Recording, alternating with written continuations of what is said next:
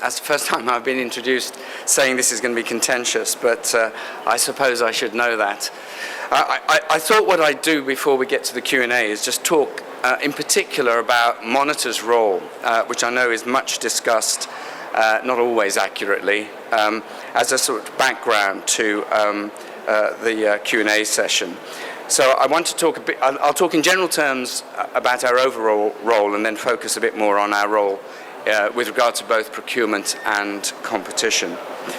I suppose it's worth starting by saying that the fundamental here is, as we all know, the NHS faces some major challenges, and fundamentally our role is, with many others, to help you, in fact, the commissioners and providers of NHS services, to do the best job you can. One thing I'm acutely aware of is that we don't provide any services. So that's the starting point. The other starting point is our core duty, which is to promote and protect the interests of patients.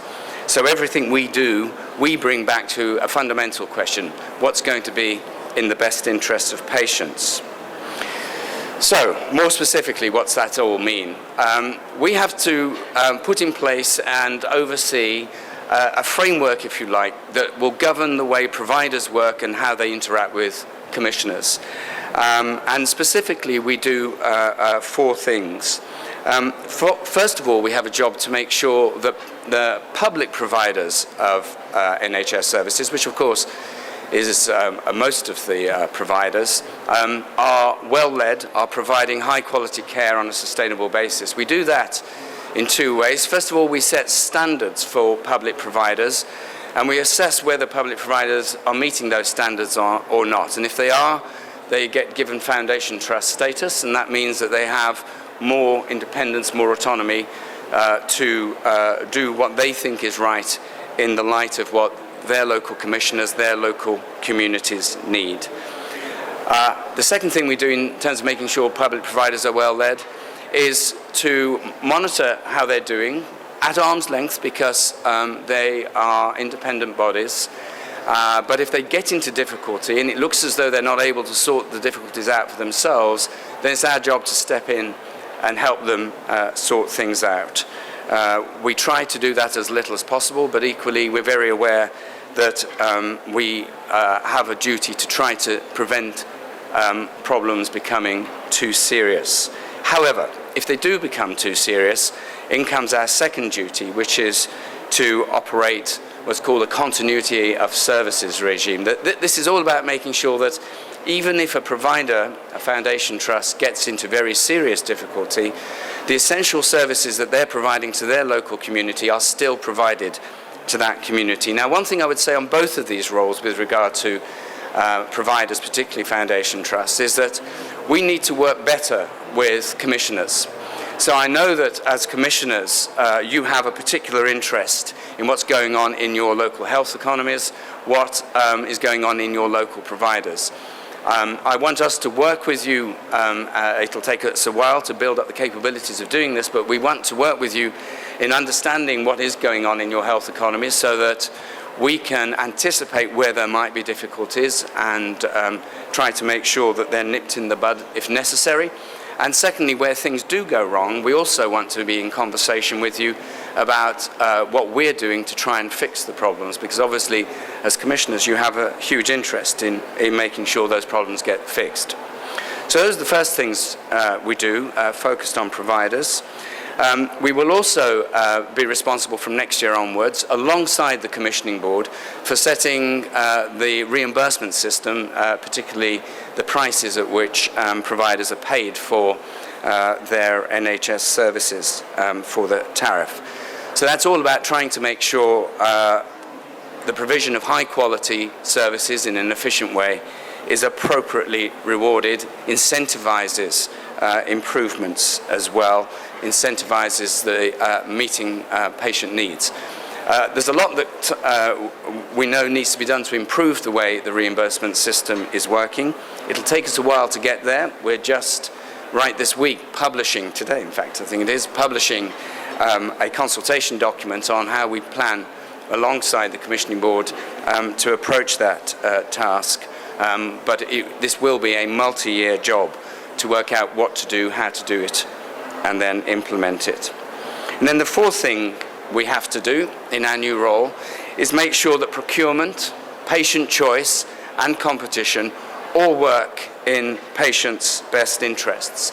And of course, this is the bit that has been controversial and where I thought I'd focus most of the rest of my speech. I suppose the starting point is the legislation that drives all of this. Part of it is in the Health and Social Care Act of last year and is reflected in provider license conditions. So that's a license that we issue to all providers, and it's a condition that requires providers not to indulge in anti-competitive behaviour and so forth. The second thing, the second source of all of this are the, I suppose I should say, infamous Section 75 regulations, which have just been debated again in Parliament, more properly called the Procurement, Patient Choice and Competition regulations. I think it's important to say that both of these only reflect laws both in the UK, but they in turn reflect laws Europe-wide, which already apply to health. What the government has tried to do is to tailor those laws to the health sector and then to provide a body focused on the health sector to apply those laws, and that's our job at Monitor. But if we weren't here, if those laws weren't there, the underlying laws, things like the Competition Act, the Enterprise Act, something called the Public Contract Regulations, all of those things would still be there and would still apply to the health sector. But instead of us being the ones whose job it is to make sure the rules are followed, it would be the OFT, the Competition Commission, and indeed the courts. Now, the OFT and the Competition Commission do still have a role in the new world, but it's a much smaller role than it is in almost all other sectors. And this is what the government, at its heart, was trying to do with this, was to create a sector-specific regime. It's also worth saying that this is something that the previous government, the Labour government, also did. They did it in using something called the Principles and Rules of Cooperation and Competition, and they created something called the Cooperation and Competition Panel to make sure the rules were being followed. All the new stuff essentially reflects almost exactly the same as what was there before. And indeed, the Cooperation and Competition Panel, which was responsible for working out whether the rules were being followed or not, is now brought inside Monitor. It's essentially all the same people doing essentially the same job. So things have not changed as much as I think some people imagine. These rules are fundamentally, and I'll focus in particular on the Section 75, I'll call them that because it's quicker than PPCCR. The Section 75 rules really are about trying to make sure that procurement is done well, that it's done in a way that secures the best provision, the highest quality provision, the best value for money for patients, that patients' right to choose is protected where they have that right, and that providers are treated fairly. In simple terms, that's all the rules are about. Now, I know, nevertheless, there's a lot of anxiety, particularly amongst commissioners, recognising, of course, that you're all new to this role. There's a lot of anxiety about what does that really mean, and how are we going to enforce them? Well, I'll say a bit about that, but I think probably the most important thing for me to say is that our philosophy here is that it's our job to help you and others do the right thing, to follow the rules. It's not our job to punish people for doing the wrong thing. That is not the way we're looking at it. The rules are there for a perfectly good reason, which is to deliver better care to patients, and all we care about is making sure the rules are followed appropriately. So how would we know whether the rules are being followed? Well, one of the things that, or I should say, we've just issued some guidance that explains in more detail how we're going to interpret the rules, how we're going to seek to enforce them. The sort of thing that guidance talks about is that we'll expect commissioners or those working for commissioners to demonstrate they've done a systematic review of the needs of their population, of how well those needs are being served at the present time, and then what are the options to improve the quality of care being delivered. And there are all sorts of ways in which it could be improved. It could be through the design of contracts. It could be through, and this is an important one I think, it could be through better coordination or integration of care. And this is one of the small ways, a few ways, in which the new regulations differ from the old rules. There is now explicit reference to the role that integration or better coordination of care can play in delivering better care. Use of choice is another way in which the quality of care could be improved, and the approach to procurement might be a way of doing it. And as one of the tools that could be used in the procurement approach, there is the use of some form of competition. So it's just in there as one of the possible tools. It is absolutely for commissioners to decide where they feel competition is the right tool to be used to improve the quality of care, to secure better value for money. If there is a complaint that hasn't been done appropriately, we're not obliged to follow up the complaint. We are only, however, in this area, I should say, complaints driven, so it's only when there's a complaint that we'll be looking at things. We're not obliged to follow up. But if we do, one of the things we would be doing is just asking what is the process you went through to decide to procure services in whatever way you did. If there was a decision in a particular area which is now being challenged by somebody else not to use competition, then what's important is simply that the Commissioner can explain why was the view that it was in the best interest of patients not to go through some competitive process. It might simply be that it was clear to the Commissioner, to you, that there was really only one capable provider, and therefore there was no point in having a competition. It could be that in the process of looking at who was providing the services, who could be providing the services, that that process itself revealed who was the best provider. It could even be, on occasions, that you looked at the possibility of going through some competitive process and decided that under those specific circumstances, the costs of going through that process would simply outweigh the potential benefits to patients of doing so. So as long as there's a clear explanation, and this is only relevant, we're only going to be asking the question if there's a complaint, but as long as there's a clear explanation, then there shouldn't be a problem. The fundamental is that whatever has been done in the best interests of patients. Now, I know a lot of people talk about is competition and integration in contradiction. I think that's one of the reasons the new regulations very specifically talk about integration. They're both tools that can be used to improve services. They're not necessarily in contradiction at all. Indeed, I think one of the ways in which you could use competition is to invite potential suppliers to propose how they would provide a more joined up, a more coordinated service to your patients. And that may be a way of bringing forth new ideas, maybe new suppliers with new ideas. If we do get a complaint that something hasn't been done properly, the first thing we'll do is have some informal discussions. As I say, we don't have to take the complaint. We may decide there really isn't a case worth us pursuing. If we do decide there's a case worth pursuing, then we'll start a formal investigation.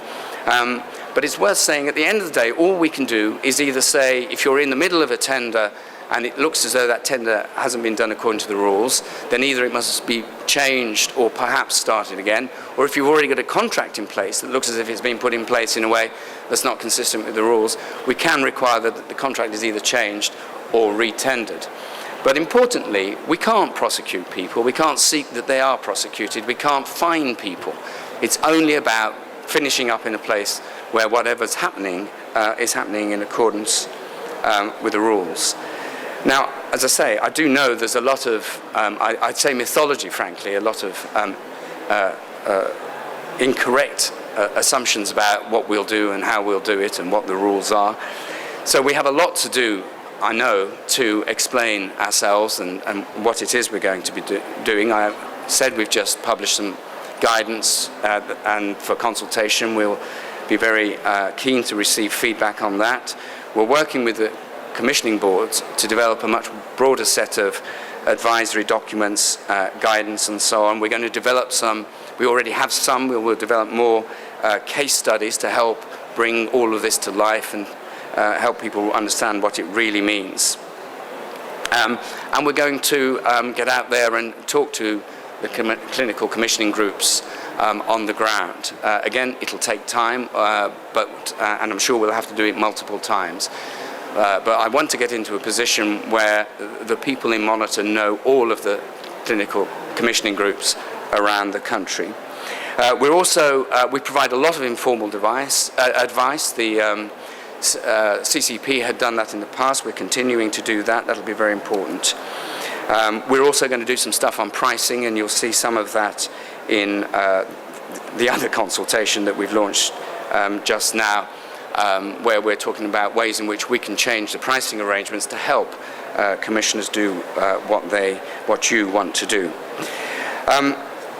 So I think I'll leave it at that, because I know you want to have some time for questions. David, early days for Monitor as well as for CCG in many of these new roles, but you must have some feel for in what cases and in which particular services greater use of competition might be appropriate or greater use of integration might be appropriate. What is your thinking on that at the moment? I mean, I have to say that when I said it's fundamentally for commissioners to decide, that is absolutely the case. So, I mean, what we're not trying to do is to second-guess commissioners. Indeed, we've been... But you've got to make a judgment, so you've got to have a basis on to which to make that judgment. Yes, but you see, the judgment has to be based on the specific circumstances and what a commissioner has chosen to do. So we're absolutely not trying to tell commissioners how to do their job. Now, I realise this is a delicate balance, and some people want us to be more prescriptive and more specific about this is where we think you could do better things. Others are very anxious that we don't get into that prescriptive world.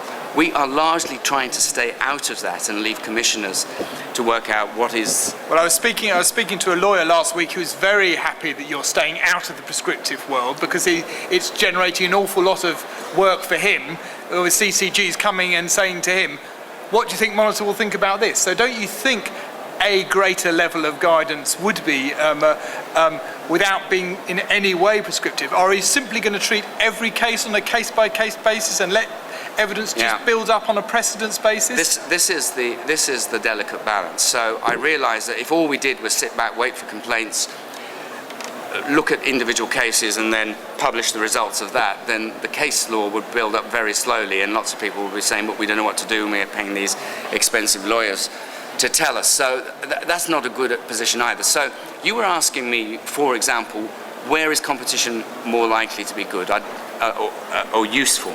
That's the bit I was resisting answering. What I think we can do more of is say, in a situation like this, if you ran a process in this way, would that fall foul of the rules or not? And so that's more where I think we can focus on, and trying to take specific cases, because I do know people really struggle to take the sort of generic rules and work out what does that mean for me in this particular case. So I think that's where we can give more clear guidance up front. So when might we see Monitor begin to produce this process guidance? Well, some of it's out there already. So this guidance we published, was it last week, is first of all tries to bring the regulations to life, and secondly has got some case examples attached to it. But we will do more as time goes by. Okay, you talked about commissioners undertaking systematic reviews of service quality and the options to maintain and improve that service quality. Here's a $64,000 question. How systematic? In other words, do you need to drill down to every single service line? So do you have to review your orthopedics line as opposed to, just general acute services? And also, so what level of detail do you have to have been systematic? And also, over what time period do you have to systematically reviewed everything you commission within your first 12 months, or have you got a longer period to do so? There has to be a test of reasonableness here. So we know that the commissioners have finite resources. I think what you're looking for in the first instance is that there's just been some thought into why you would focus more attention on this area than that area. Not that you would slavishly go through every area in minute detail. I doubt very much if that would be in the best interest of patients. To put enormous amounts of effort into doing something in great detail, which is not going to make much difference to what you do at the end of the day, is clearly a bit pointless. So it's all about demonstrating that you've been thoughtful about where you deploy your resources, to where you focus attention to try and improve services. Again, the danger is we finish up by responding to these questions, that we finish up essentially producing some sort of cookbook. It says, if you do every one of these 27 and a half steps, you'll be following the rules. We're not going to do that. We can't do that. That's not the spirit of the way the whole thing is set up.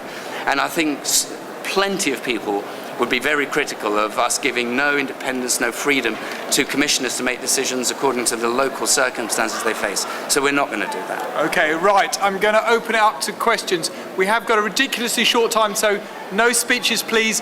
Very short questions. Can you say who you are and where you're from, please? Peter Ellis from MedWorks. I was interested in a couple of the comments in your question, Alistair, there. In terms of the environment to allow the commissioners to undertake some of those very exciting and thorough reviews, and we've been a personal involvement in it, but the environment with regard to access to information and data and the positioning of some of the more zealous Caldecott guardians, it just seems to have an environment that isn't facilitating the sort of competition and activity. If commissioners can't get thorough data, even though it's anonymized, what are they going to be able to do, and how are we going to deal with that? Good question. I want to take a couple and take them in sets. Next question, please. We're very short on time, so please, if you're going to ask a question, perhaps you can answer that one on information. A lot of commissioners talk about not having the information they need to do. Yeah. Interesting, the evidence of what been done in other sectors is that the most powerful way a competition body like Monitor can get better results for the users of a service is to empower those users. And in health, that means empowering commissioners as well. So I think working with the commissioning board, we have a big job to do to try and make sure the information is available so that you can help either make your own decisions or help patients make their decisions better. Next question, please. Yep, sir. Hi, from Mid-Essex CCG. Where does the balance come between competition and choice versus struggling hospitals financially and actually making them non-viable by that? Okay, do you want to go, Dave? I think there are two bits to that. I think what you do have to think about as a commissioner is the interdependency between services. So, for example, exposing one service to competition in a way that if the incumbent loses that service completely creates problems in other services, you at least clearly have to think about. If you've got a provider that's struggling, however, simply because they're underperforming, then I think that's our job to worry about it. I think, of course, you shouldn't be you shouldn't fail to think about it to some degree, and that's why I want to work with commissioners when we've got providers in difficulty. But I don't think it's a good place to be where commissioners make, for example, decisions to take services from a poor quality provider just because they'll suffer financially if you take them away. That's not, I think, in patients' best interests. And you think, therefore, that's quite interesting. What you're effectively saying is commissioners focus on service quality. In terms of sustainability providers, ourselves, NHS, TDA, Trust Development Authority, will worry about that. Do you think that's... I talk to a lot of commissioners. I can't imagine them being entirely happy. Their local hospital is so the centre of their health service for the community. Do you think that's a realistic hope that commissioners will be able to put a sort of Chinese wall in their thinking like that? Well, I'm sure for all sorts of reasons it won't be as clear-cut, and indeed I wasn't even suggesting it be completely clear-cut. But I think commissioners just have to constantly ask themselves what's going to be in the best interest of my patients. Okay. Next question, please. Yes, hand up there at the back, please. If we have the mic, can we keep the microphone in the middle, please? Then we'll get to go.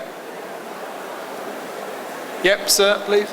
How far do you see that EU procurement law might actually undermine the aim of integration and coordination of services?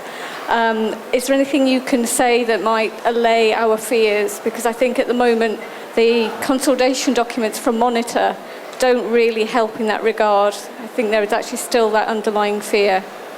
Well, I'm sorry if the documents aren't helping, but I do realise it's a big challenge to explain ourselves. EU procurement law is reflected in something called the public contract regulations in the UK, which are in turn reflected in the Section 75 regulations that we've heard so much about. So in the sense, they're all consistent. Are any of them going to undermine integration? No. And in particular, this is why I think it's valuable to have a health-specific version of the rules of EU law, because the health-specific version specifically says the fundamental test is what's in the best interest of patients. So if there is a contradiction, it doesn't have to be, but if there is a contradiction between integration and competition, as long as what you decide to do is in the best interest, can be shown to be in the best interest of patients, then you should do it. Where do you expect, you talked about acting on if complaints are brought, who do you expect to bring these complaints? Who has brought them so far, and do you think the kind of people who brought it in the past will continue to bring it? Has it mainly been private sector providers that have brought them in the past, and would you expect that to continue, or would you expect NHS organisations to begin to bring complaints? NHS organisations already are bringing complaints. To be honest, I couldn't tell you what the historic breakdown has been, but for certain I know that there have been a significant number of NHS organisations. In fact, we were discussing one such situation early this morning.